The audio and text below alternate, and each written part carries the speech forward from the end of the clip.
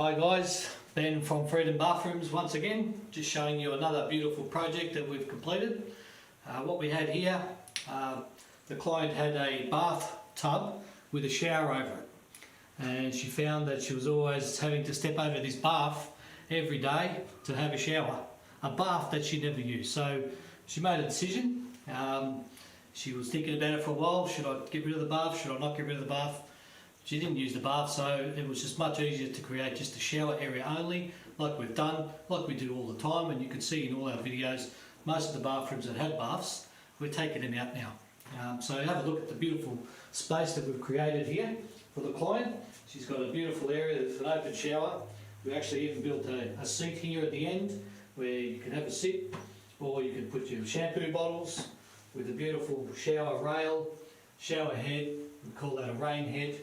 But one thing I want to show you in this bathroom, and it's something that a lot of people say, oh, hang on, I don't really want that, but it is very important. So I don't know if you can see, but have a look around this drain here.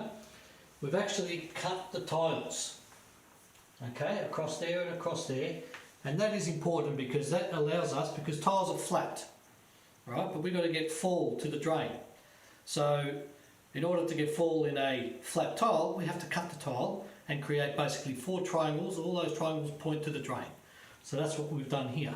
So if there's any water spillage in the basin or comes out of the shower, it's not going to run out the door and through the carpet and through the house, because the door is the highest point in the room and that drain's the lowest point. So it's going to actually fall to the drain and go where it's supposed to go, because that's the purpose of the drain.